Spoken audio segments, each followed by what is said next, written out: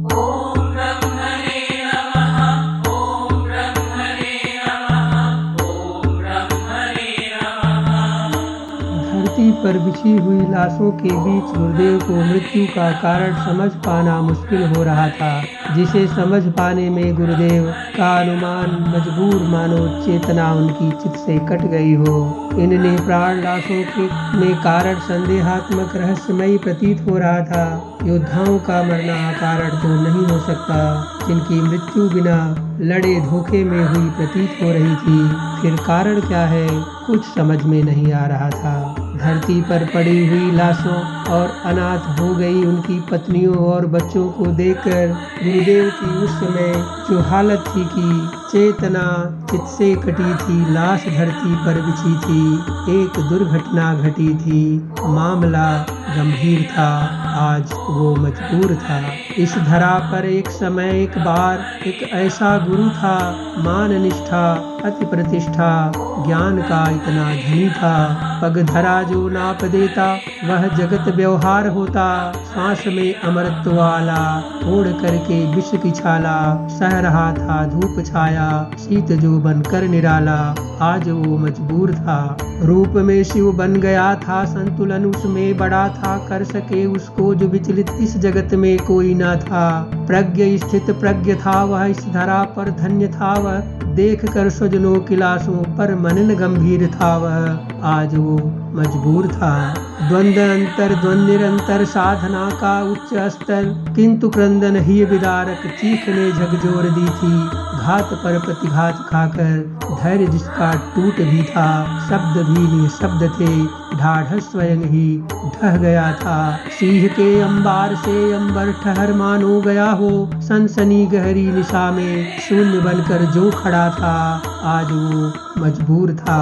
लगभग शून्य की स्थिति में राजमाता भी सन्न हो चुकी थी। गुरुदेव अपनी खुद की बिगड़ी हालत को सुधारने का प्रयास करते हुए बोले, हे राजमाता, इतनी भीभत्स हुई हत्या अकारण तो नहीं हो सकती, यह पूर्व निश्चित करके की गई हत्या लगती है। इस समय मैं विचार शून्य हो चुका हूँ, मेरी बुद्धि स्थिर हो चुकी है, फिर भी कहूँगा कि यह कोई अकस्मात दुर्घटना नहीं लगती, यह पूर्व रचित रहस्यमयी है।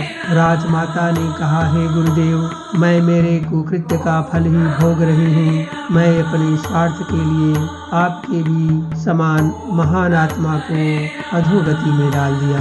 यह इन्हीं सभी का परिताप का फल है जो मुझे भोगना पड़ रहा है।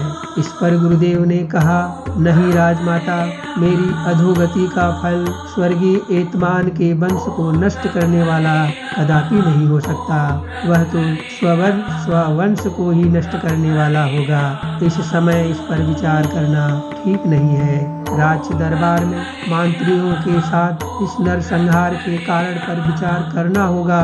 मैं आपके साथ राजा वीरव्रत से राज्यसभा में मंत्रणा करने से पहले एक बार मिलना चाहता हूँ। राजमाता ने कहा कि वीरव्रत क्रोध में बौखलाया हुआ है। उसने तो खुद सेनापति और बहुत सारी सेनाओं को लेकर जंगल को चारों तरफ से घेर लिया है। गहरे घने जंगल में ढहा के कई ठिकानों पर उसे ढूंढ ढूंढ कर मार रहा है।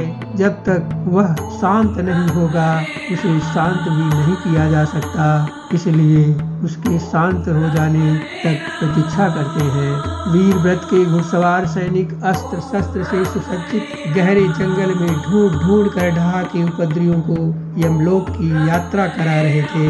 उस दिन सैनिकों को बड़ी कामयाबी भी मिली थी, किंतु दूसरे दिन सुबह से शाम तक प्रयत्न करने के बाद भी कोई भी एक उनके हत्थे नहीं चढ़ा, क्योंकि देवदत्त के सेनापति ने बचे हुए सभी उपद्रवियों को सुरक्षित ठिकाने पर छुपा दिया था। इसलिए तीसरे दिन कोई भी कोशिश नहीं की गई। अगले दिन रात दरबार में गुरुदेव रंजित होकर राजा वीरव्रत को उनके इस उन्मादी व्यवहार के अवगुणों को एक एक करके राजा के प्रति जो अशोभनीय थे बता रहे थे। कह रहे थे, राजा बिना मंत्रणा के एक कदम भी नहीं चलता। तुम्हारा इसी तरह से कोई भी निर्णय खुद से ही ले लेना मंत्रिमंडल का अपमान है, जैसा कि आप पहले भी कर चुके हो। क्या आपने सोचा कि 2 कुशल योद्धाओं को मारने की क्षमता ढाह में है? सभी मंत्रियों ने गुरुदेव का समर्थन किया और कहा कि बात गंभीर है और सोचनीय भी। फिर भी बिना तथ्य के कुछ कह पाना बड़ा मुश्किल हो रहा था, इसलिए राजा वीरव्रत ने अपने गुप्तचरों को इसका पता लगाने के लिए कहा। परिताप से तप्त गुरुदेव मन की शांति के लिए मन से बहुत थके हुए आज कई दिनों बाद अपने आश्रम में लौटना चाहते थे, कुछ विश्राम चाहते थे। ओम